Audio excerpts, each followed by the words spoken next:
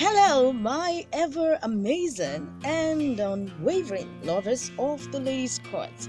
Welcome. I must say, welcome to you on the second episode. That's the sophomore edition of the ladies' court. My name is Tosin, and I'm glad to have you again. Like we had it last month, thank you so much, everyone who watched the video and who gave comments. Thanks for your comments and likes on the first episode, and you're welcome again to the second episode of the ladies' court. All right, yes, in the first episode of the ladies' court, we discussed the lady and her nature, and today we are going to be talking about the lady and her self-worth. The lady and her self-worth. Trust me, a lot of times we hear, terms, and we hear some, things being mentioned. We know them quite well. We know what they mean, but we cannot explain them. Okay, so self-worth, based on my own definition today, I say self-worth is self-evaluation resulting in self-value, self-appreciation, and confidence. Okay, yes, so check if you have all those three in you to know if you have self-worth. Well, this is not all that make up your self-worth, but I'm just going to stop at that, and I'll check somebody else's definition of self-worth. Homera Kabir puts it as a self-evaluative emotional reaction. Self-worth is self-evaluative emotional reaction based on his own definition. There is a saying that where the value of a thing, item, or object is not known, abuse is inevitable. I know you hear this a lot, but then it applies to you and applies to me as well. Once you don't know your value, you don't know your purpose, you don't know the reason why you're here, there is every tendency that you abuse yourself, and funny enough, you give other people the permission to do so for you and on your behalf, even when they don't mean any hurt. A lot of times people don't mean a hurt when they abuse you, but because you abuse yourself, because you present yourself that way. From the last edition, I said something that you present yourself the way you want to be addressed, and that is the same thing I'm holding on to on this edition of the ladies' court. Alright, so self-worth is a feeling of confidence in our abilities and qualities. What are your qualities? What are your abilities? Or you know how to do one thing, but you don't know how to do another. You can be good in all. There is one that you will specialize in. Fine, you might be learning how to do the other one you love to know, but it doesn't make you worthless if you don't know it. Yes, it doesn't make you worthless. So the one you know, yes, find your strength in it, improve on it, and continue to learn on the one you wish to know.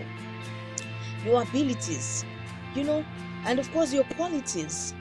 You are fat and you are angry at yourself. Did you create yourself? You are dark and you want to be light. Father. Okay, so, all these abilities and qualities are things we must celebrate ourselves about.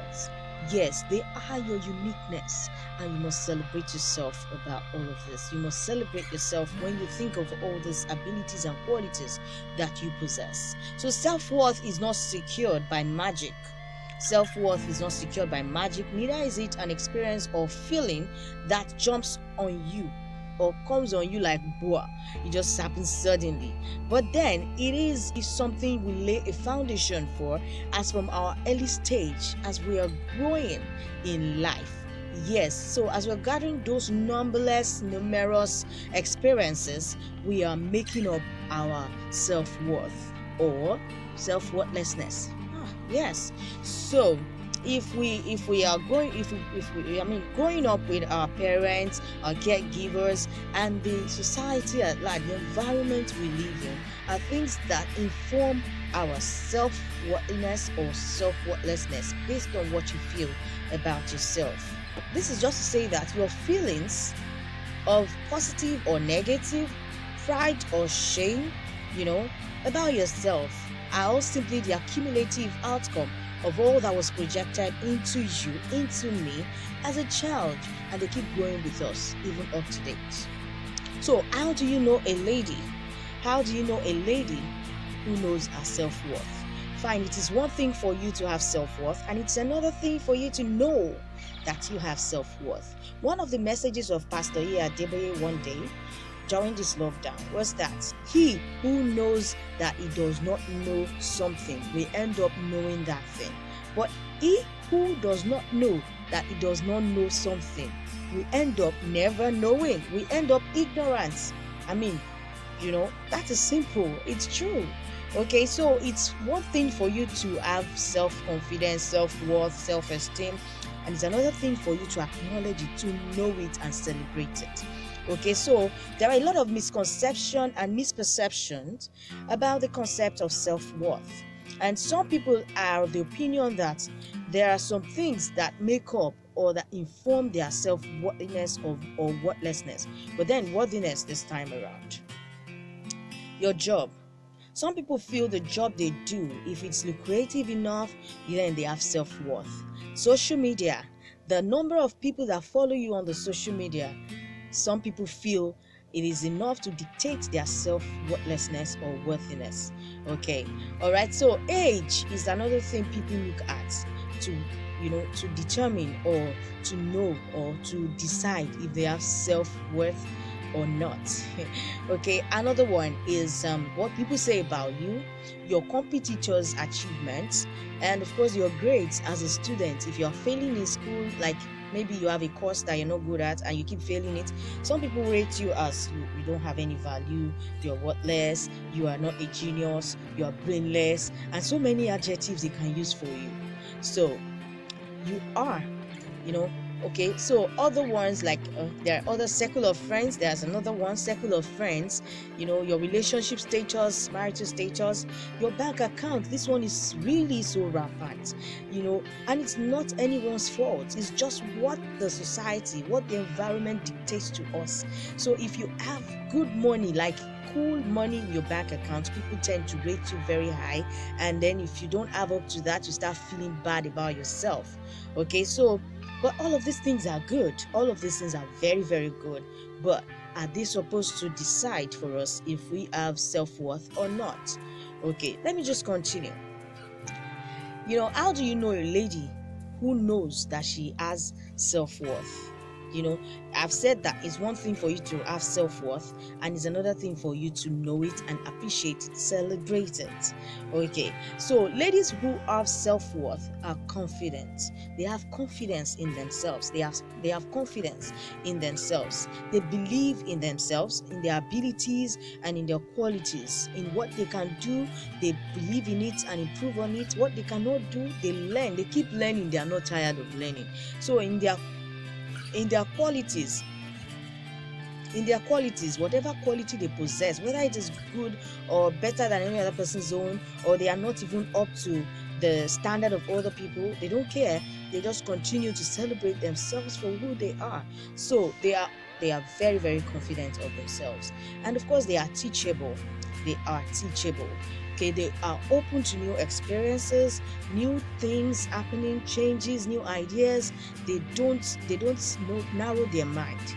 They are so ready to learn. They want to just take in anything new that is good for them and will improve them, give them good life and make them fulfilled. So they are ready to be taught. Okay, responsibility. They have sense of responsibilities. No, they don't chicken out when things happen. They do not need approval of anyone, to take decisions for themselves, decisions that are good, and of course, or to feel good. They don't need anyone's decision. They don't need anyone's approval to feel good.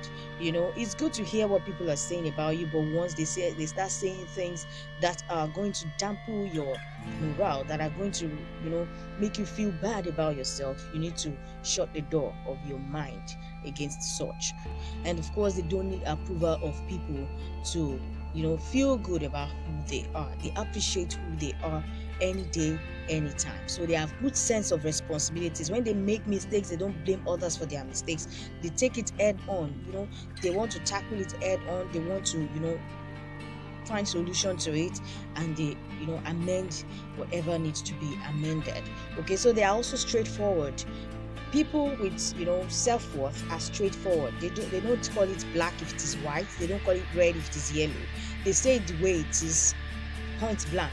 And of course, with politeness. Anyways, remember I said in the last edition that you must be polite if you're a lady. And of course, if you have your self-worth, you must not throw politeness away from your life, your way of talking, actions, and everything. So they talk in polite manners, but they call it white if it is white. So they are always straight to the point, they are always straightforward. So they speak it exactly how it is, even if it seems hard.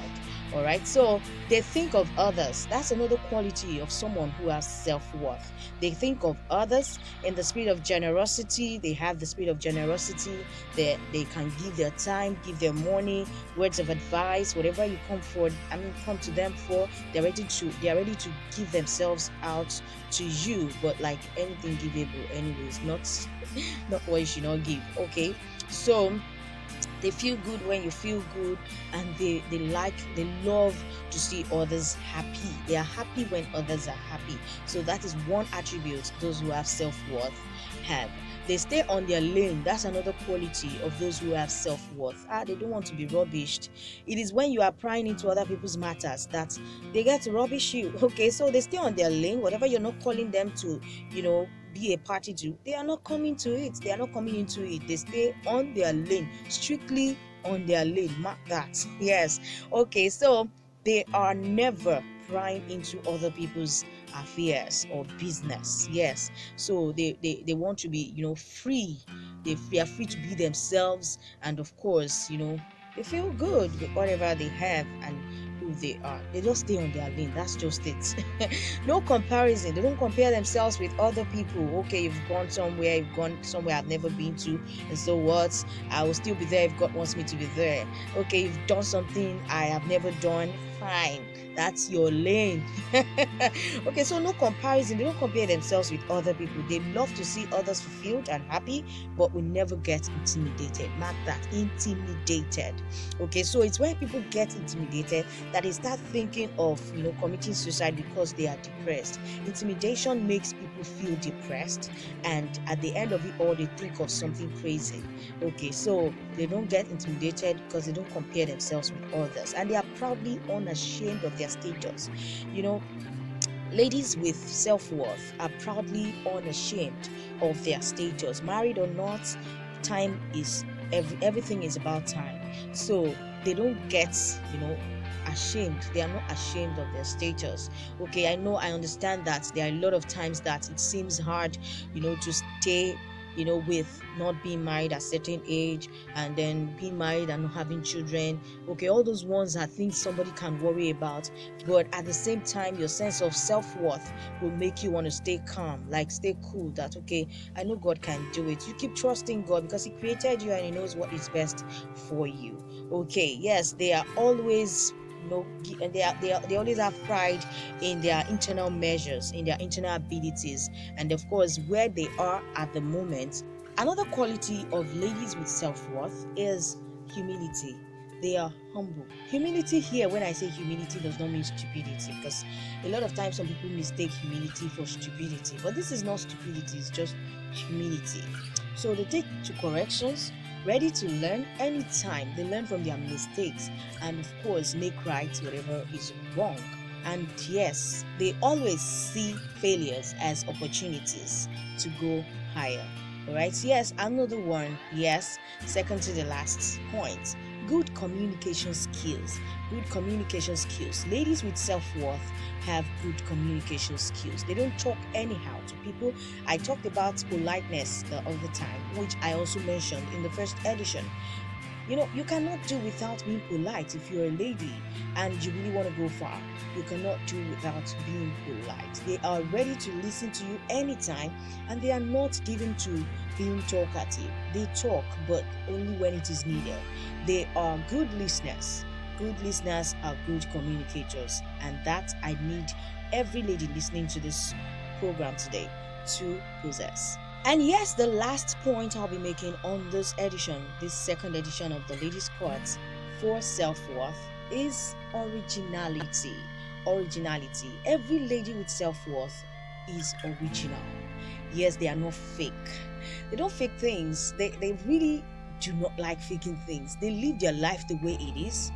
They talk the way they should talk. They don't fake any part of their lives. Whatever they bring on the table, is authentic. It is never fake. They hate living fake life. And then, if you look at it very well these days, social media has allowed people to really explore everything called fake.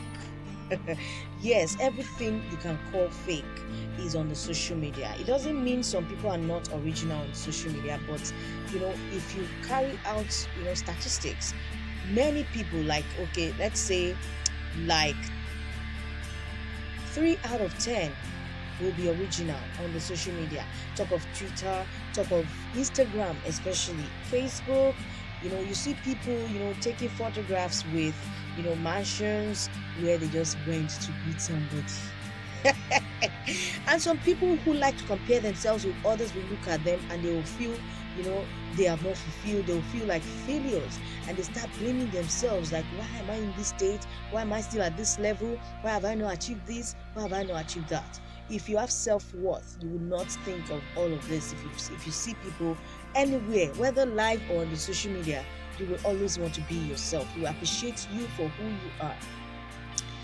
Alright, so no matter how much we talk about self-worth, self-esteem, self-value, and all the self we can think of, it is obvious that the society will keep throwing at us numberless reasons why we should always, why we should not think ourselves, ladies, as any worthy being, especially as men. Our counterparts actually always look at us these days, or right from the onset, that we are secondary beings. We are second class citizens when it comes to gender class.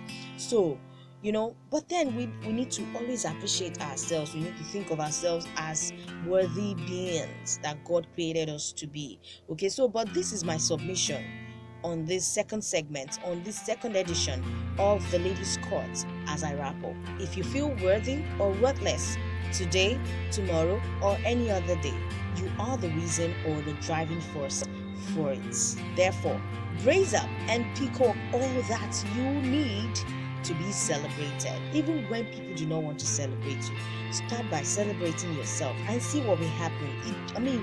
It will just be like a magic to you. People will definitely celebrate you if you start celebrating yourself. From my quotes bank, I give you this, and I'll say goodbye on this edition. You are the reason for your own worthiness or worthlessness. Learn to celebrate yourself. You are the reason for your own worthlessness or worthiness. Learn to celebrate yourself. Thank you so much for joining me on this second sophomore edition of the Ladies' Court. And of course, I'll be coming your way again in August for the third edition of the Ladies' Court. And guess what the topic for that is? The topic for the third edition of the Ladies' Court is, why did I get married? Okay, so many of you will be willing to share with me why you got married and why you want to get married if you're preparing for your wedding. Yes, I don't mind. Just get me on the platforms you will see on the screen, and I'll be ready to take in all of your comments. Thank you so much. I do love you all, my ladies, and I'll see you again